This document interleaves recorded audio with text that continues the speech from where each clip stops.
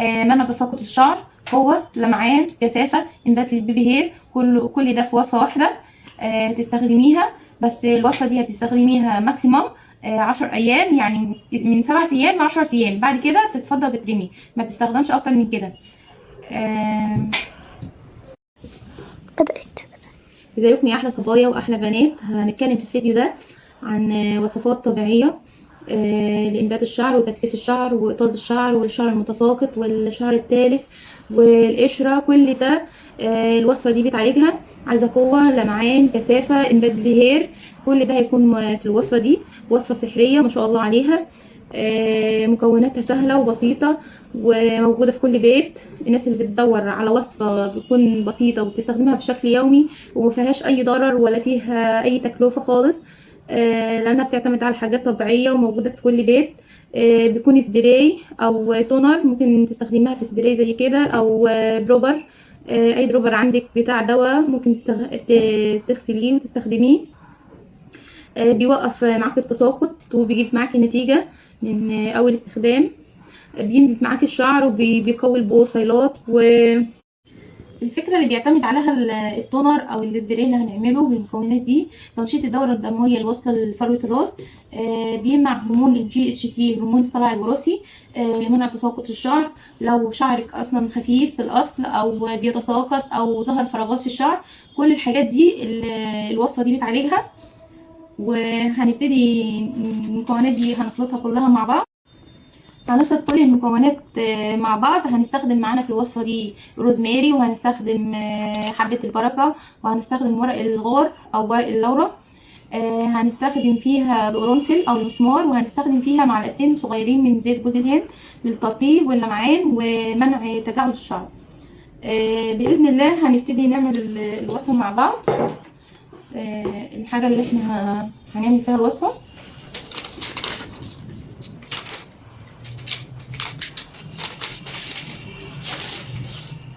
معانا هنا ورق الغار، انت لسه بتصوري.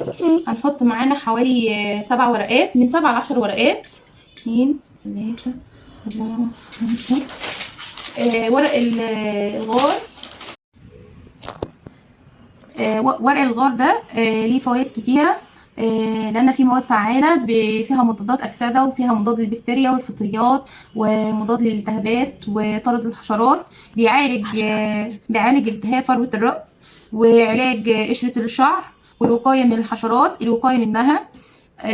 تنظيف الشعر وتعطيره، بيدي تعطير برضو. زيادة الكثافة وتقوية البصيلات وعلاج الجفاف بتاع الشعر. وهنستخدم معاه كمان القرنفل. كمان القرنفل هنستخدم معاه معلقتين كبار كده ممسوحين. ده نزل. القرنفل بينشط الدورة الدموية في فروة الراس، بيساعد على نمو الشعر وبيطول الشعر. هنستخدم معاه معلقة كمان. وبيعمل على تكثيف الشعر، إعادة الإشراق واللمعان والنضارة والحوير الشعر التالف، لأنه بيقوي البصيلات والجذور بتاعة الشعر، وبيقلل من تعرضه للمشاكل زي التساقط والتكثف. وكمان هنستخدم معلقتين كبار من الحبة السوداء أو حبة البركة. ما شاء الله عليها دي، بسم الله ما شاء الله عليها، فوائدها كتير.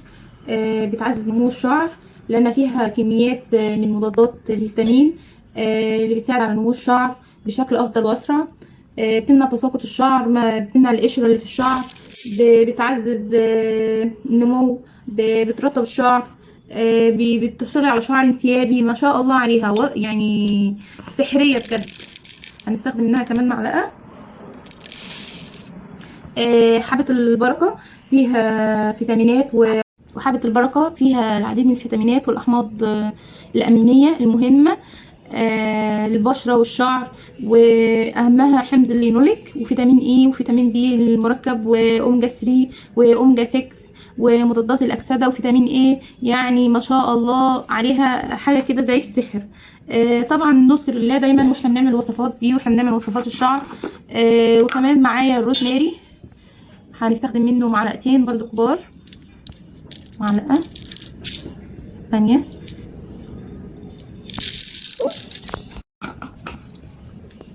الروزماري بينظف فروة الراس من البكتيريا والأوساخ المتراكمة وبيدعم بصيلات الشعر، وبيساعد على علاج الالتهابات بتاعه فروة الراس، وبيقلل من التهيج، وبيحفز على النمو في الشعر في الفراغات.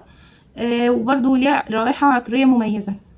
كل الكلام ده هنضيف عليه كوبايتين من الماء المغلية.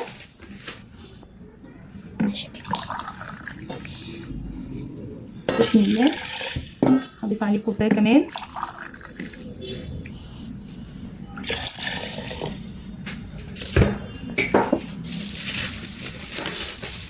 وغطى عليه كويس ورق الفويل.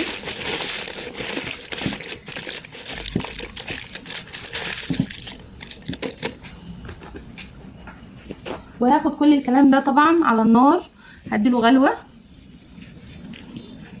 انا بغطي عليه كويس لان انا مش عايزه الزيوت العطريه اللي في المكونات دي تتبخر وتطلع بره. انا عايزاها تكون موجوده في السبراي اللي انا هعمله، وتكون الخلطه دي محتفظه بكل المكونات والزيوت العطريه علشان ما تتطيرش. وهحطها على النار. اول ما تغلي هطفي عليها واسيبها تبرد تماما، وهنصفيها ونستخدمها مع بعض. ومعايا ده جوز هند طبيعي، بيكون متماسك بالشكل ده.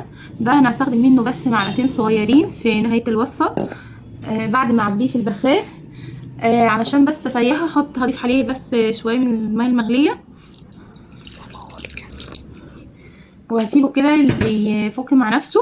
ولما الوصفه تجهز هنشوف هنستخدمه ازاي مع بعض. وهنا بعد ما الوصفه بردت تماما وبقت بالشكل ده، عايزه اقول لكم ريحتها تحفه. الزيوت العطريه كلها طبعا نزلت في الميه دي، وبقى لونها بالشكل ده. هنصفيها مع بعض. معايا هنا مصفى صغيره، وده منديل مطبخ عادي كده بالنص، وهحطه هنا علشان كل الشوايب واي حاجه معايا في الوصفه تترص في المنديل ده. هستنى بس لما تنزل، وهبتدي انزل بقيه الكميه ساقط تماما.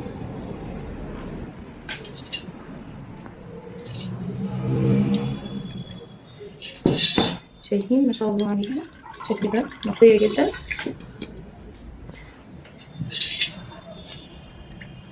هكمل.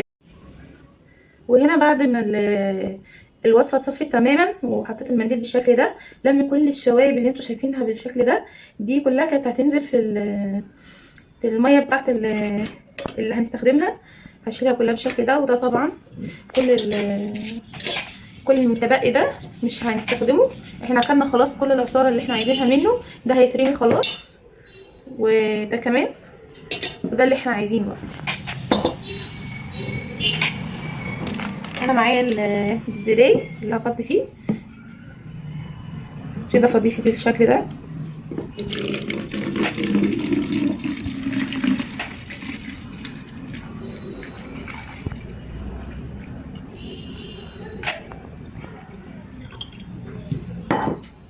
ومعايا هنا ده جوز الهند، بعد ما حطيته فيه حمام ميه سخن.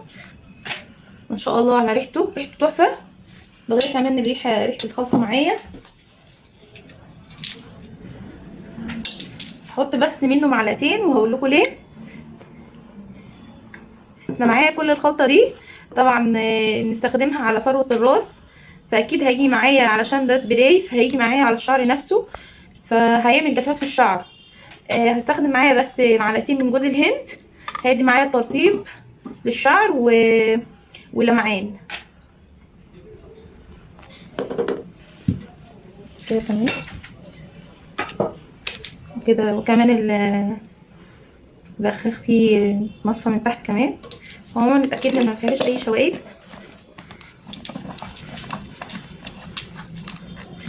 وكده تكون الوصفه جاهزه معايا. هرجها قبل كل استعمال علشان الزيت يختلط ببقيه المكونات معايا، وهقول لكم هنستخدمها ازاي على فروه الراس. هنيجي بس هنفرق الشعر، وهنرش كده على فروه الراس منها، ونبتدي بقى نعمل اللي هو تدليك كده للفروه او مساج. كل ما ندلك اكتر كل ما الدوره الدمويه تنتشر في فروه الراس وتدي معايا نتيجه افضل. وجربوا الوصفه دي وقولوا لي رايكم في التعليقات. لمعان وقوه وكثافه وانبات للشعر وانبات للبيبي هير وان شاء الله تستفادوا من الوصفه وتشتركوا في القناه وتفعلوا زر الجرس. السلام عليكم ورحمه الله وبركاته.